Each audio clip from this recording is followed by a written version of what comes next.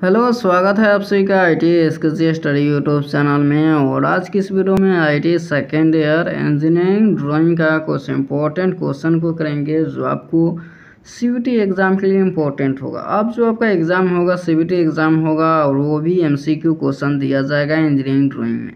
तो यह जो क्वेश्चन है वो आईटी इलेक्ट्रीशियन छात्रों के लिए है, तो आप लोग बने रहेगा वीडियो के अंत तक। इस वीडियो में धमाल मचाने वाले हैं पूरा ऑब्जेक्टिव क्वेश्चन का।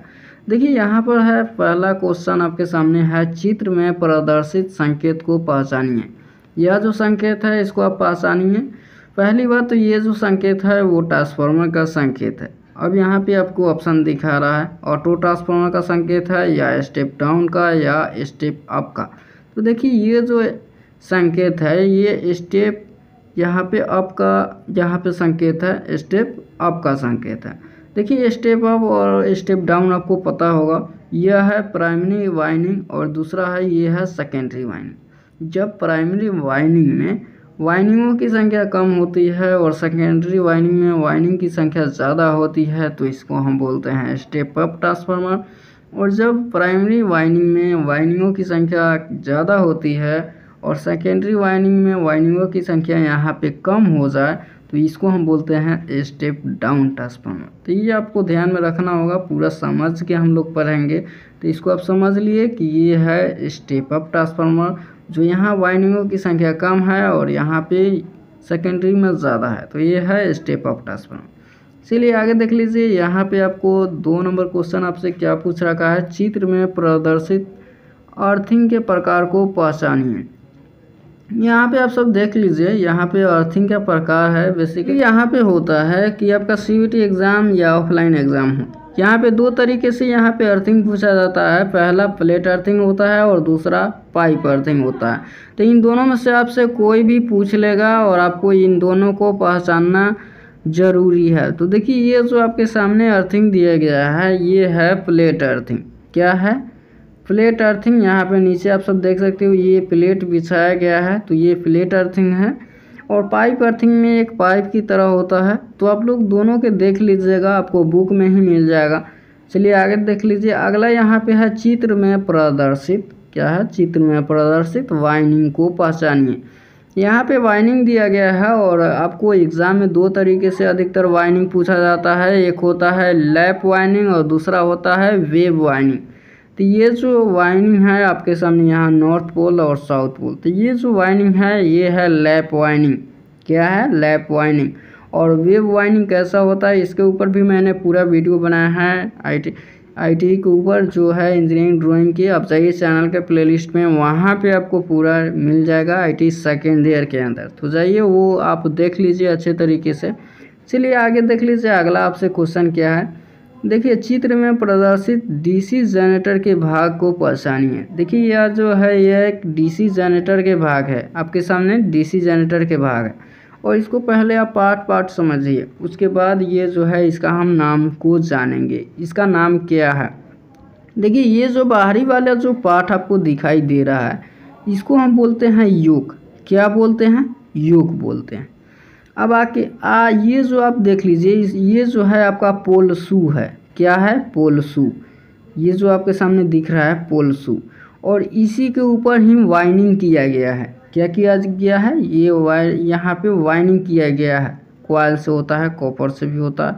अब यहाँ पे देखिए वाइंडिंग किया गया है और इसके अंदर है रोटर है। क्या है? रोटर है।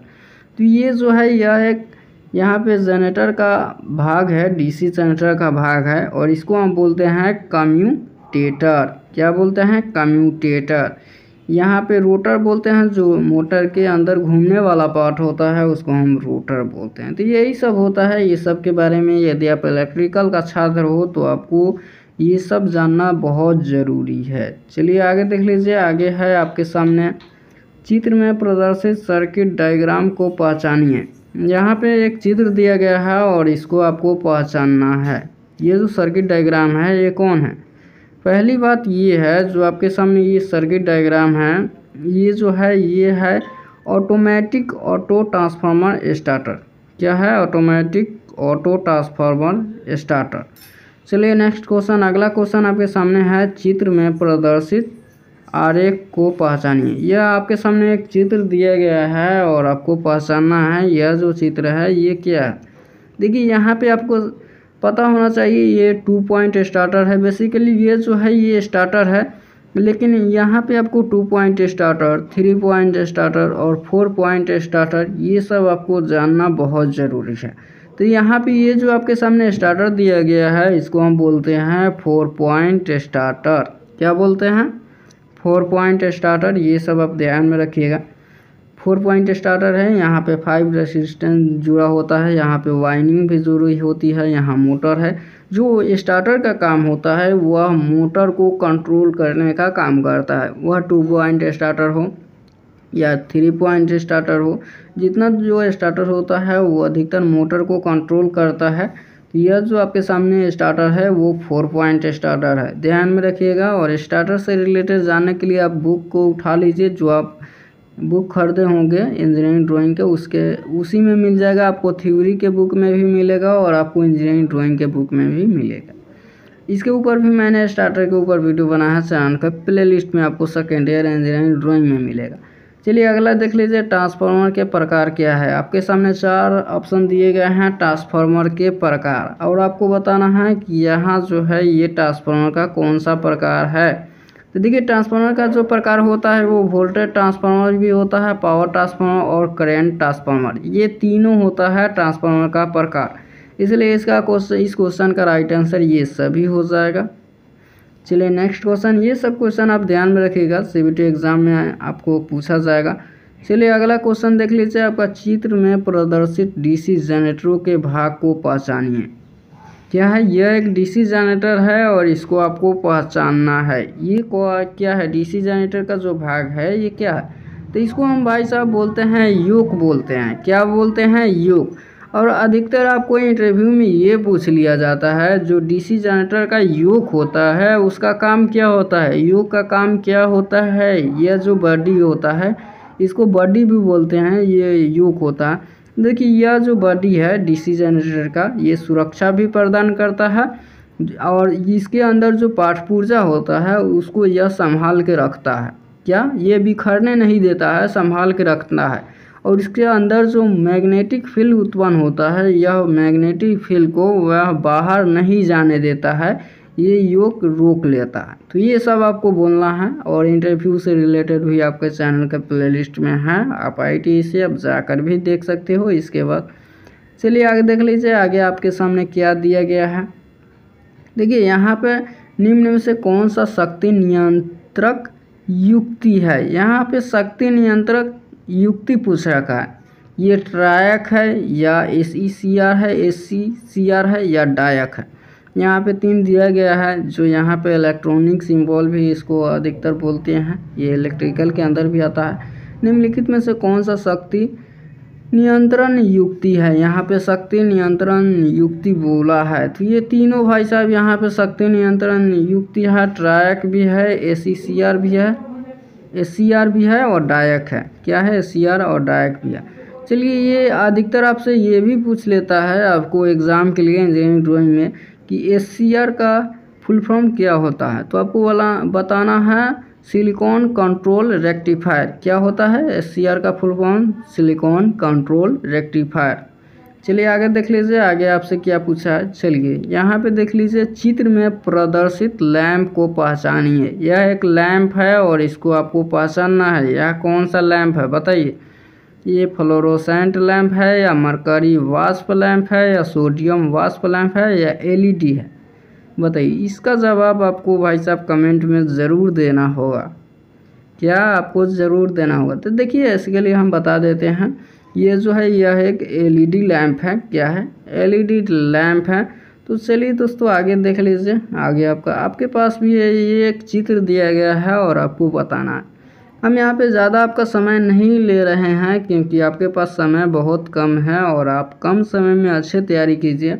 आप चैनल के प्लेलिस्ट में आप जाइए, वहाँ पर भी आपको अच्छे तरीके से मिलेगा। देखिए यह जो है यह एक गेट दिया गया है और ये कौन सा गेट है बताइए? यह जो है यह एक AND गेट और NOT गेट को यहाँ पे मिलाया गया है।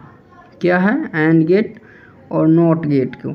तो देखिए एंड गेट और नॉट गेट को हम जब इसको मिलाते हैं तो हमारा बनता है नैंड गेट। क्या बनता है? NAND gate. ये ध्यान में रखिएगा और गेट के बारे में आपको अच्छे तरीके से आना चाहिए। आगे देख लीजिए, आगे आपसे क्या पूछा रखा है। देखिए आर्मेचर या रोटर, आर्मेचर या रोटर क्या होता है? जो आर्मेचर होता है, आर्मेचर या रोटर क्या होता है? तो रोटर किसे कहते हैं? जो आर्मेचर होता है, मोटर के अंदर घूमने वाला पार्ट को हम रोटर बोलते हैं। क्या बोलते हैं? मोटर का घूमने वाला पार्ट को हम रोटर बोलते हैं। तो ये आपको अच्छे तरीके से ध्यान में रखना है, ये सीबीटी एग्जाम में अधिकतर पूछ लेगा। तो देखिए मोटर को घूमने वाला पार्ट को रोटर बोलते हैं। अक्सर आपसे कहीं पूछ ले कि रोटर किसे कहते हैं, तो मोटर को घूमने वाला पार्ट को रोटर बोलते हैं। चलिए यहाँ पे आप लोग देख लीजिए, चित्र में प्रदर्शित सिंबल का नाम बताइए। यह एक सिंबल है, सिंबल को भी आपको अच्छे तरीके से आना बहुत ज़रूरी है, क्योंकि 5 सिंबल आपसे पूछे जाएंगे 10 नंबर का। क्या है 10 नंबर? जो इंजीनियरिंग ड्राइंग में बहुत मायने रखता है। तो इसके ऊपर भी, सिंबल के ऊपर वीडियो बना रखा है, चैनल का प्लेलिस्ट में मिल जाएगा, जा करके देख लीजिए। चलिए यह जो सिंबल है इसे हम क्या बोलते हैं? क्या एलईडी बोलते हैं, या स्ट्रेन गेज बोलते हैं, या थर्मोकपल बोलते हैं? तो देखिए ये जो आपके सामने संकेत है इसको हम बोलते हैं थर्मोकपल। क्या बोलते हैं? थर्मोकपल। तो ये आपको जो है ये सब ध्यान में रखना चाहिए, क्योंकि आपको अब सीबीटी एग्ज़ाम हो रहा है और जब आप फेल कर जाते हो तो बहुत दिक्कत होता है, क्योंकि बैक एग्ज़ाम कब होता है ये कोई किसी को गारंटी नहीं रहता है। किसी का 5 महीना 6 महीना ऐसे लग जाता है। तो ये महीना जो है, ये समय आपके पास बर्बाद हो जाता है। यदि आप अभी मेहनत नहीं कर पा रहे हो तो आपके सामने जब आप फेल कर जाते हो तो आपके पास 4 से 5 महीने और भी अब आपको वेट करना होगा जब आप फेल कर जाते हो। तो इसका कोई गारंटी नहीं रहता है। तो हम यही कहेंगे कि आपके पास समय कम है, आप अच्छे तरीके से तैयारी कीजिए। वीडियो अच्छा लगा है तो प्लीज़ एक सब्सक्राइब कर लीजिएगा चैनल को। आगे कोई भी अपडेट आया आईटी से रिलेटेड या वीडियो आए तो आपके पास मिलता रहे। वीडियो अच्छा लगा है तो एक लाइक कीजिएगा। वीडियो कैसा लगा कमेंट बॉक्स में ज़रूर लिखिएगा। मिलते हैं नेक्स्ट वीडियो में।